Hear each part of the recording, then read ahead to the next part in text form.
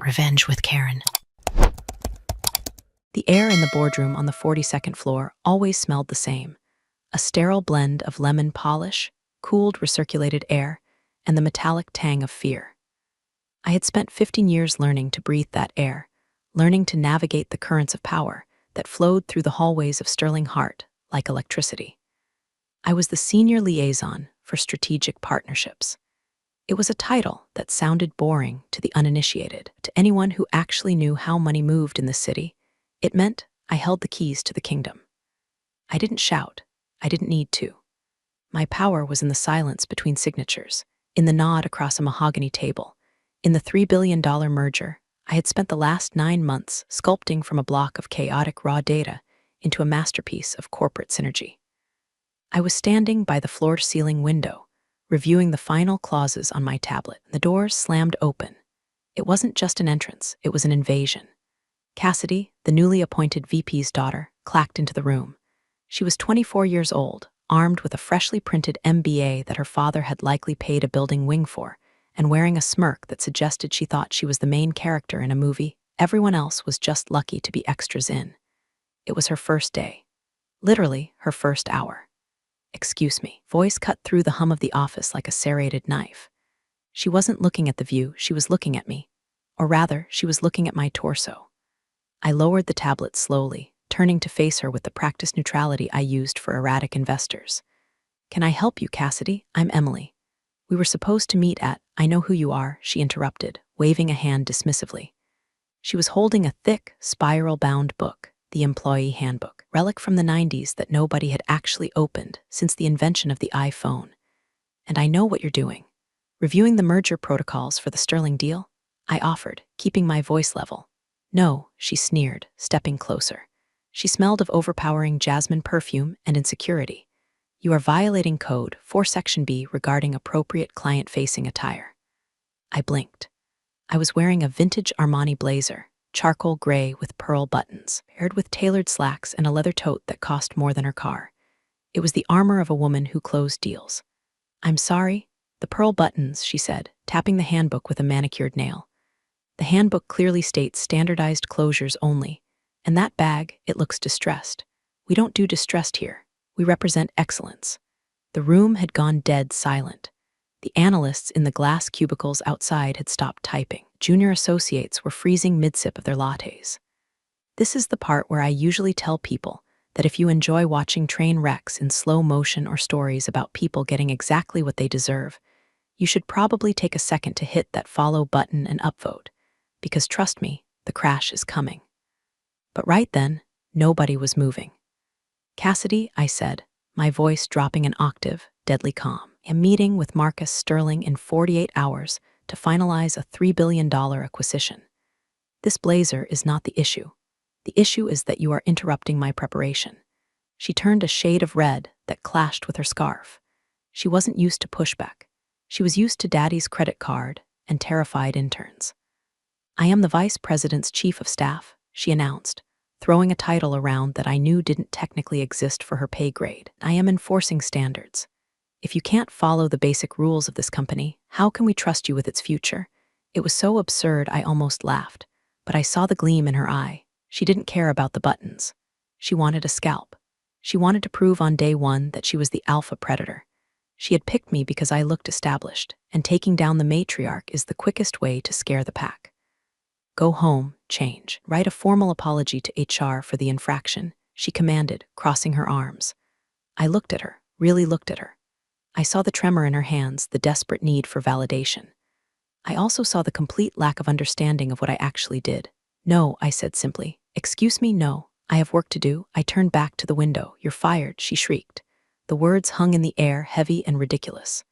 I turned back around. She was panting slightly, eyes wide. She had committed. She had pulled the trigger. "You can't be serious," I said, not pleading, but analyzing.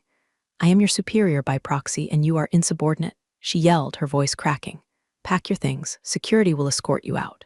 Now, I looked at the terrified faces of the analysts outside the glass. I looked at the $3 billion contract on my tablet. And then a strange, cold clarity washed over me.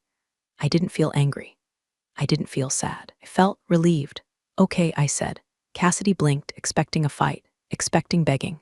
"Okay, you're right, Cassidy," I said, snapping the cover of my tablet shut. "Standards are important.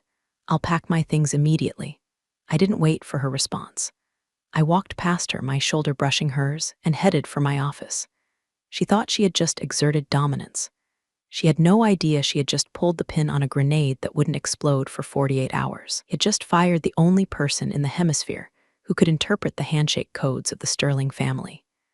As I walked down the hall, I didn't look back, but I could feel her staring, confused by my compliance, wondering why the kill felt so empty. My office was a sanctuary of controlled chaos. Unlike the sterile minimalism of the boardroom, my desk was a landscape of stacked dossiers, legal pads filled with shorthand that only I could decipher, a Rolodex that was, ironically, the most valuable object in the entire building. Cassidy probably thought everything was digitized. She didn't understand that in the world of high-stakes mergers, the real deals were made on personal cell numbers written on the back of cocktail napkins and business cards kept in leather binders. I didn't rush. Rushing implies guilt, or at least panic.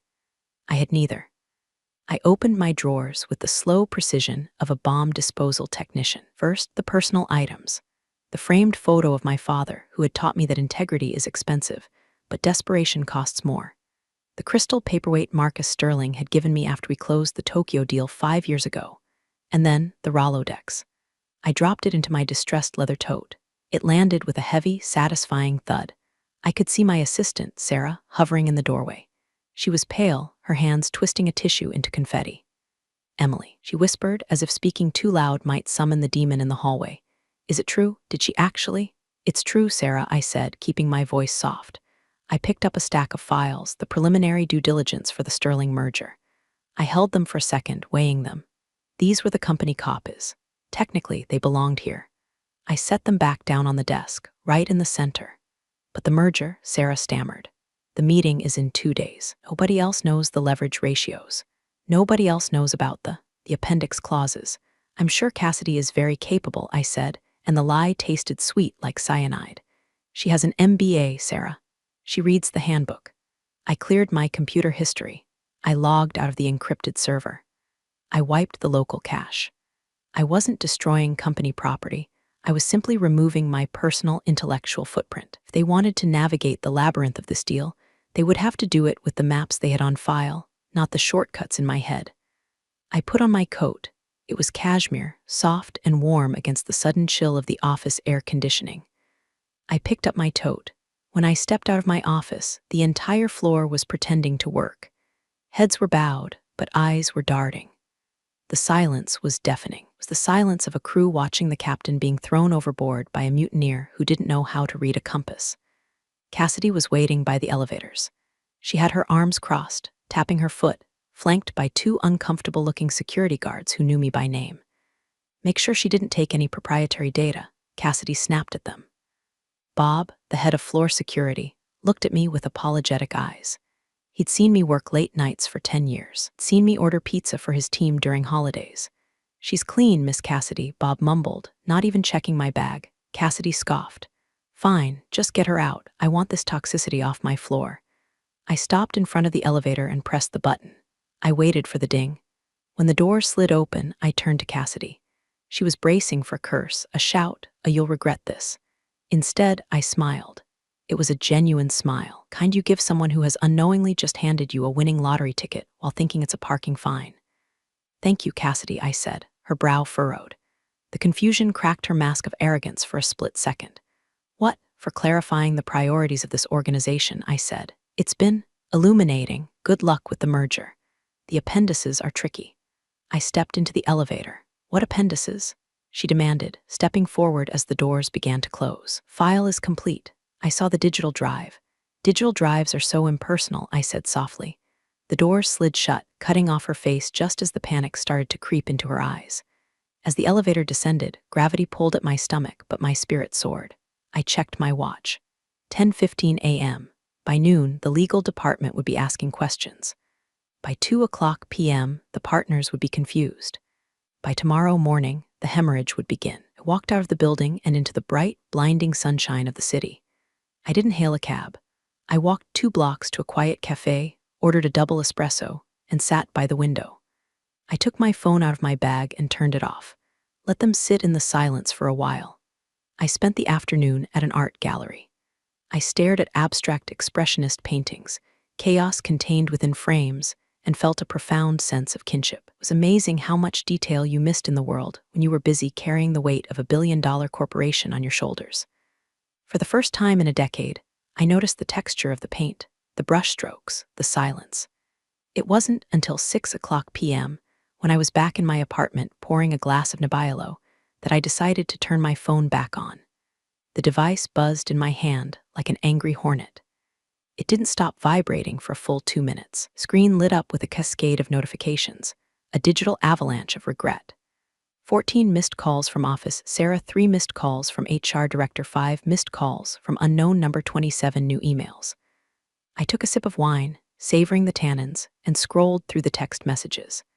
Sarah, 11:30 a.m. Emily, legal just came down. They're asking who authorized your termination. Cassidy is locked in her office. Sarah, 12:45 p.m.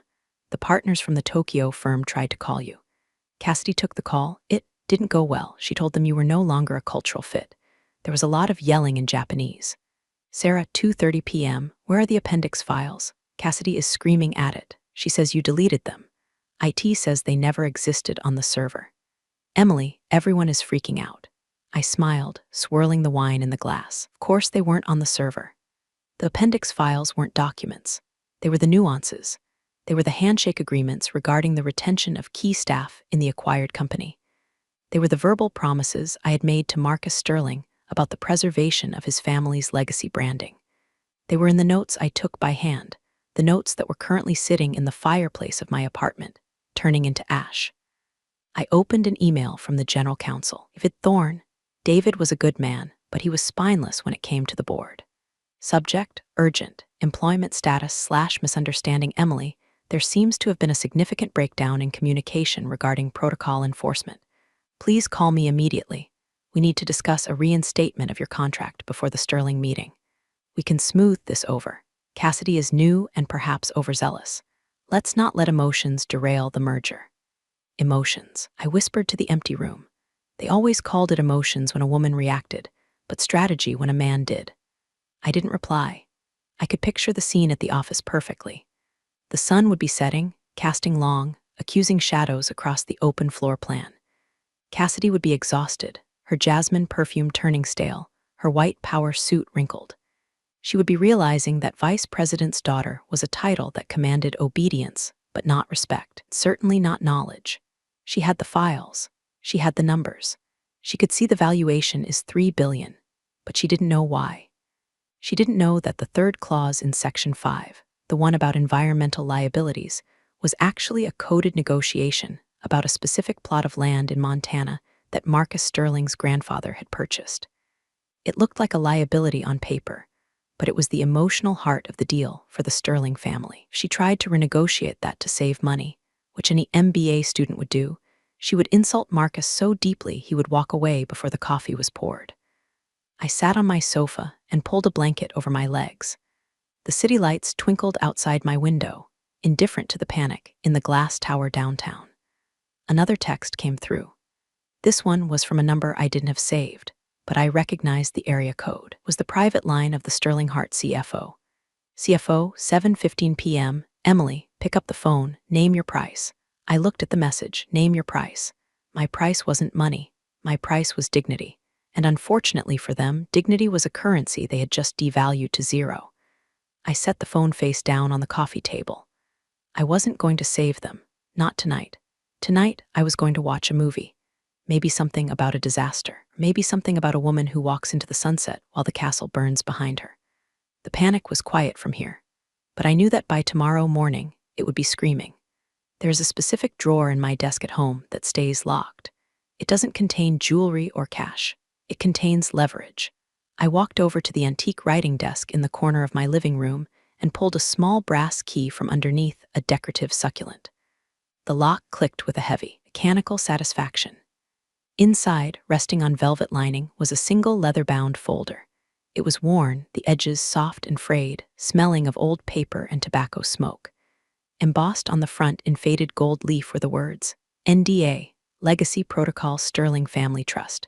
Most people thought I was hired by Sterling Hart because of my resume. The truth was, I was part of the package. 5 years ago, Marcus Sterling first considered letting outside capital touch his family empire. He had one condition. He wanted a liaison who understood old money. Not the loud, flashy wealth of tech billionaires, but the quiet, guarded wealth that moves in centuries, not quarters. My father had been Marcus's father's attorney. I grew up playing hide-and-seek in the library of the Sterling estate, while the men smoked cigars and discussed trust funds. I wasn't just an employee, I was the bridge. I was the translator between the cold, predatory capitalism of my current firm and the feudal loyalty of the Sterling family. I opened the binder. Inside was a single sheet of paper with a direct private number. It wasn't a business line. It was the number to the phone Marcus kept in his breast pocket.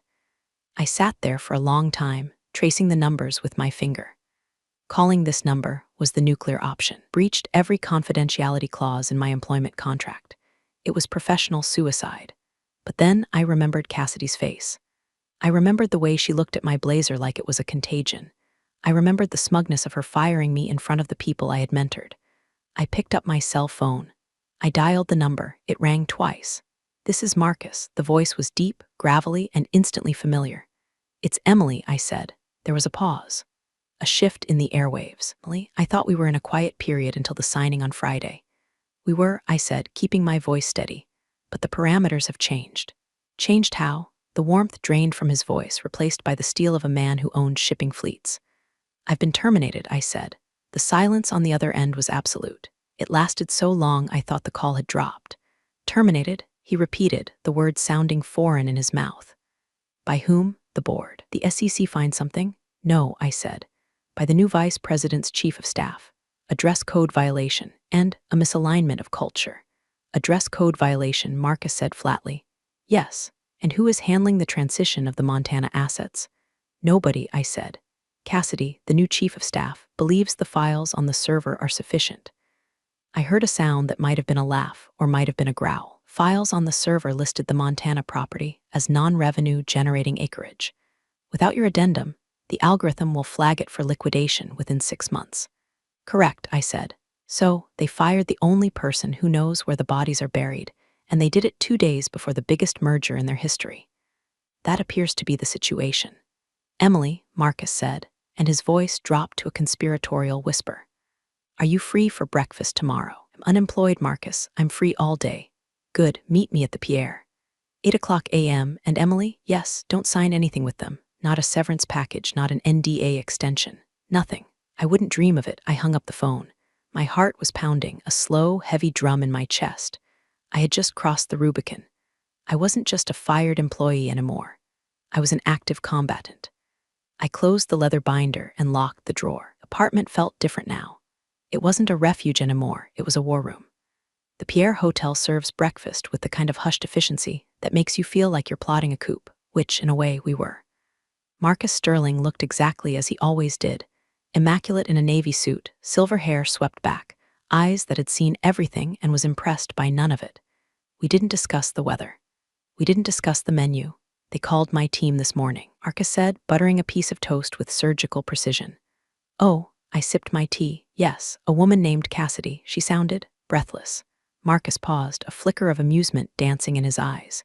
"She told my lead counsel that you were unavailable due to a sudden medical emergency. She said you were hospitalized with severe exhaustion, but had fully briefed her on the deal." I set my cup down. The audacity was breathtaking. It wasn't just a lie, it was a verifiable, dangerous lie. If I was sick, the deal could be delayed legally.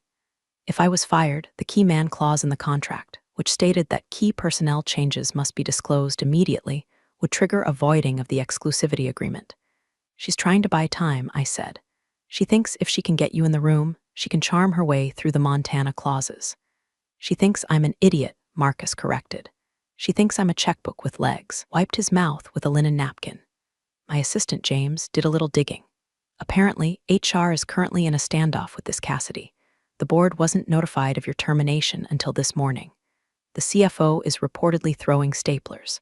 "That sounds like him," I noted. "Here is the situation, Emily." Marcus leaned in. "I don't do business with amateurs. and I certainly don't do business with liars. The deal with Sterling Hart is dead. I'm going to kill it, but he let the word hang there. But I still need to sell, and I still want you to run the transition. He reached into his briefcase and pulled out a thick document. It wasn't a merger agreement. It was a consultancy contract. My holding company is looking for director of strategic acquisitions. The salary is double what you were making. The equity is significant. And the first assignment is to find a new buyer for my company. Looked at the contract. It was freedom. It was power. It was the ultimate revenge. There's just one thing, Marcus added, a shark-like grin spreading across his face. I haven't canceled the meeting at your old office yet. It's scheduled for tomorrow at 9:00 a.m. Why not? Because I want to see her face when she tries to explain why the hospitalized liaison is sitting on the other side of the table. I felt a cold shiver of anticipation. Want me to come to the meeting? No, Marcus shook his head. I want you to be in the lobby. I want you to be the last thing she sees before her career evaporates. I'll handle the meeting. You just handle the exit. My phone buzzed again on the table.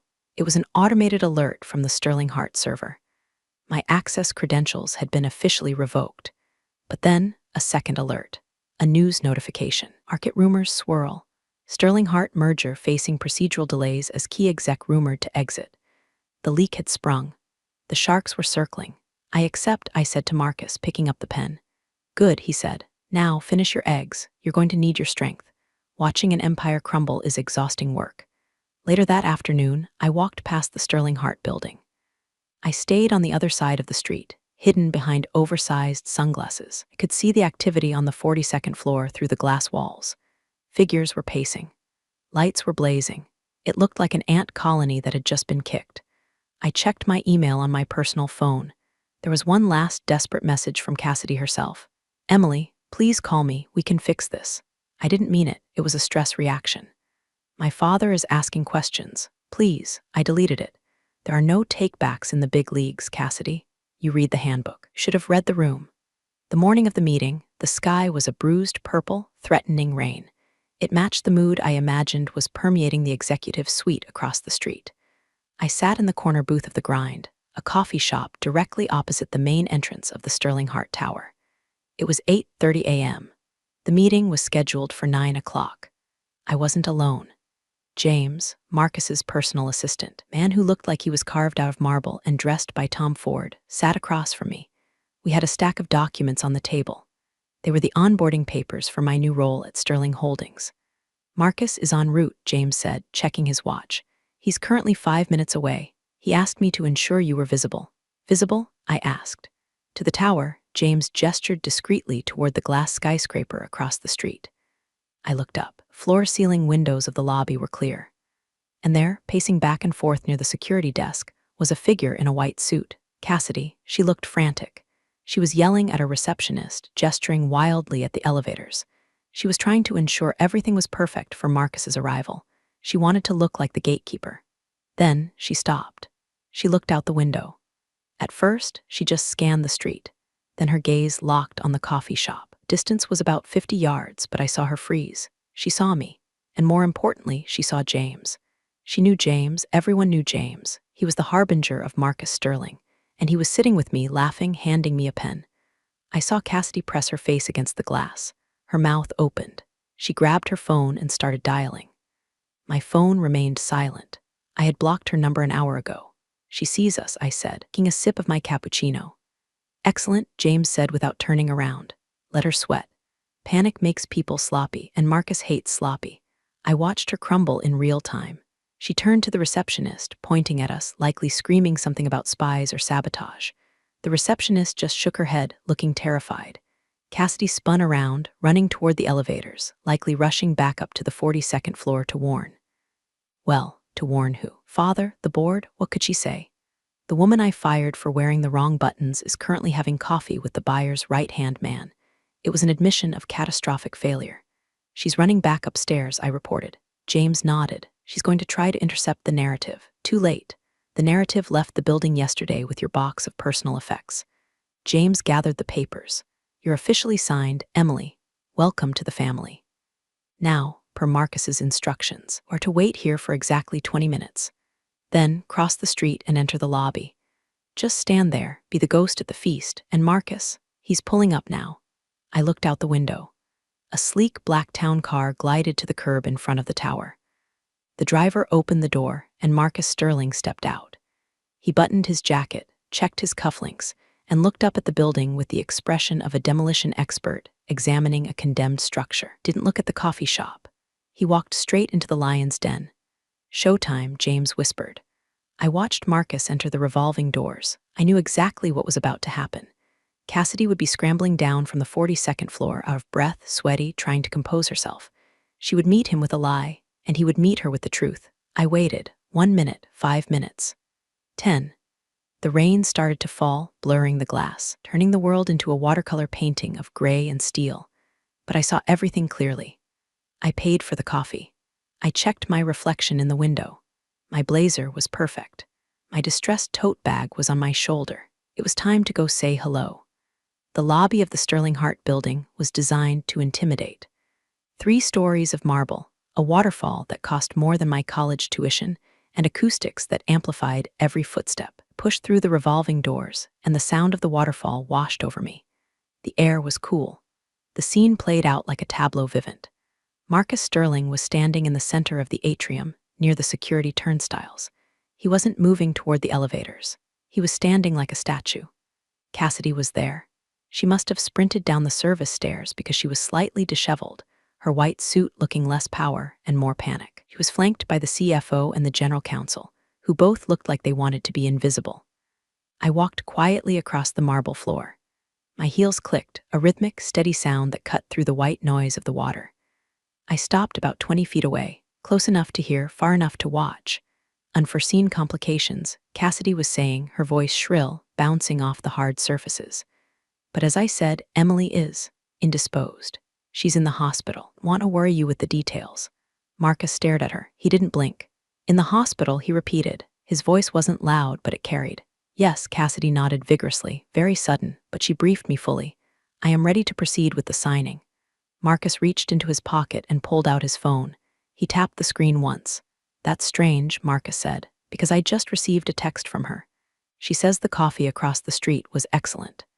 Cassidy froze. The blood drained from her face so fast she looked like a wax figure. The CFO's head snapped up. "What?" the CFO croaked. Marcus turned slightly, scanning the lobby. His eyes landed on me. He didn't smile, he just nodded. Cassidy turned. She saw me standing there, healthy, calm, holding my tote bag, the hospitalized invalid. The silence that followed was heavy enough to crush a car. She, Cassidy stammered, pointing a shaking finger at me. "She's lying. She must have. I fired her." The truth vomited out of her before she could stop it. The CFO turned on Cassidy, his eyes bulging. "You did what?" Marcus looked back at Cassidy. His expression was one of pure, unadulterated disgust. "You told my legal team she was sick. You lied to me, to my board, and to your own partners. And you fired the project lead 48 hours before closing for." He looked me up and down. "For what, exactly?" "She violated dress code." Cassidy shrieked, desperate, cornered. "Her buttons, her bag, it's in the handbook." Marcus laughed. It was a dry, harsh sound. "You fired the architect of a $3 billion deal over buttons." He turned to the CFO. "Is this the leadership I'm buying? Is this the judgment I'm investing in?" "Mr. Sterling, please." The CFO stepped forward, hands raised. "This is a misunderstanding. Cassidy is. She's new. We can bring Emily back. Can reinstate her immediately with a bonus." Marcus raised a hand. "No," he turned to me. "Emily, are you employed by this company?" I stepped forward. "No, Mr. Sterling. My employment was terminated for cause effective Tuesday morning." "Then you have no authority to negotiate." "None whatsoever." Marcus turned back to the group. He looked at Cassidy, who was now trembling, tears welling in her eyes. "Then there is no one here I trust to sign this paper," Marcus said. He signaled to James, who was standing by the door. "The meeting is off. You can't," Cassidy screamed. "My father will sue. We have a term sheet." "Term sheets are contingent on due diligence and good faith," Marcus said, his voice ice cold. "You have demonstrated neither." He turned on his heel. "Good day." The moment the revolving door spun shut behind Marcus Sterling, the lobby exploded. It wasn't a physical explosion. The psychological blast wave was just as violent. The CFO, a man named Henderson who had survived 3 hostile takeovers and a federal audit, turned on Cassidy with a face the color of a ripe plum. "You fired her," Henderson roared. The acoustics of the lobby amplified his rage into a thunderclap. You fired the liaison, without consulting legal, without consulting the board. She was insubordinate. Cassidy cried, shrinking back against the security desk. It was disrespectful. I am the VP's chief of staff. You're a liability. Henderson shouted, spittle flying. Do you have any idea what you just did? That was $3 billion walking out the door. That was our stock price. That was my pension. Security guards were looking at their shoes. Receptionists were pretending to type on dead keyboards. I stood there, an observer to the carnage. Cassidy looked around wildly for an ally. Her eyes landed on me. Hate in them was toxic, but it was mixed with a terrifying realization that she had dug her own grave. This is your fault, she screamed at me. You set me up, you planned this. I planned to wear a blazer, I said calmly, my voice cutting through her hysteria. You planned the rest, Cassidy. Henderson spun toward me. Emily, please, ignore her. She's suspended, effective immediately. He glared at Cassidy. Get out of my sight. Go to your father's office and wait there. Don't speak to anyone. If you tweet, if you text, I will sue you personally for breach of fiduciary duty. Cassidy let out a sob, a jagged, ugly sound, and ran toward the elevators, her heels clicking frantically on the marble. Henderson took a breath and composed himself, turning a desperate, plastic smile toward me. Emily, okay, the damage is bad, but it's not irreversible. We can call Marcus back. We'll tell him it's fixed. You're rehired. Senior VP, 20% raise. Stock options, just pick up the phone. Fix this. I looked at Henderson. I had worked for him for 10 years. He had never once asked about my family. He had never once said thank you when I saved a quarter's earnings with a clever negotiation. He only cared now because the ship was sinking. I can't do that, Bob, I said. Why not? Name your number. We'll double it. It's not about the number, I said. I reached into my tote bag, distressed leather one that Cassidy hated so much, and pulled out a sleek, cream-colored envelope. What is that? Henderson asked. My resignation letter, I lied. It wasn't. It was the onboarding packet for Sterling Holdings, but he didn't need to know that. Or rather, my formal acknowledgement of termination.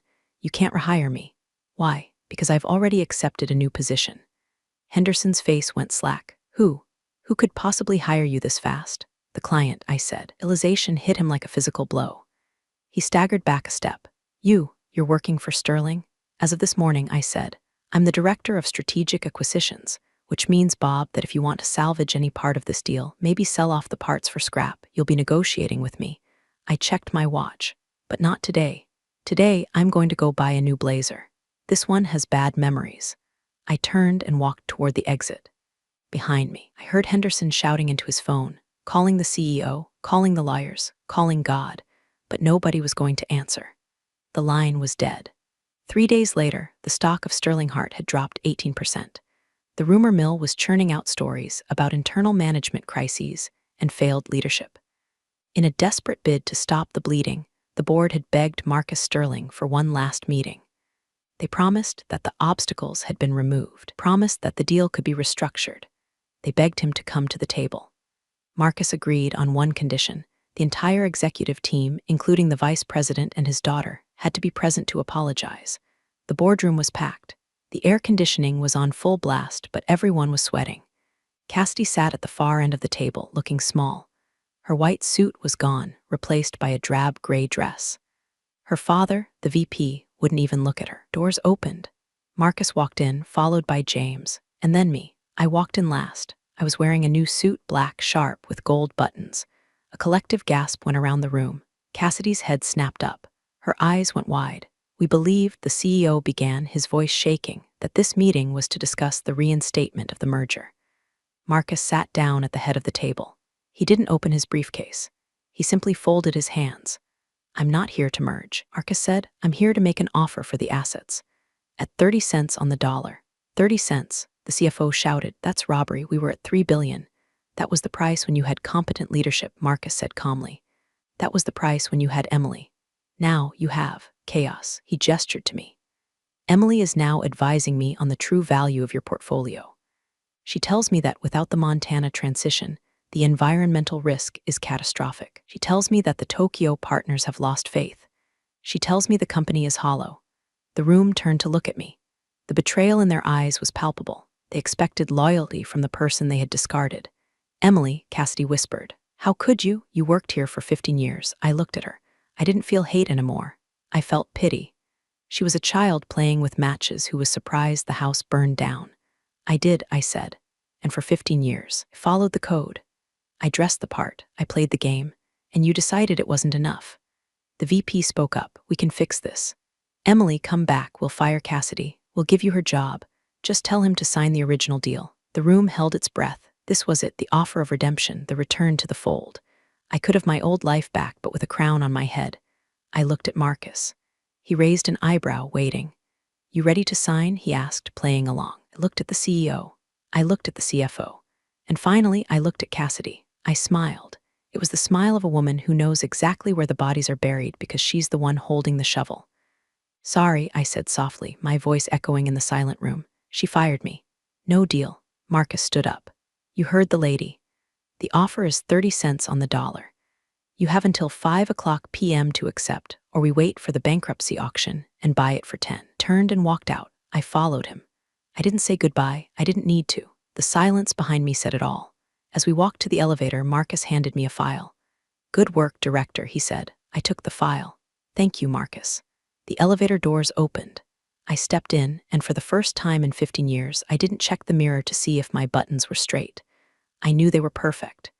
We went down, leaving the wreckage on the 42nd floor, and I finally, truly exhaled. You're the real stars of the corporate jungle. Thanks for watching. Hit subscribe, or I'll flick the switch on your old cubicle memories.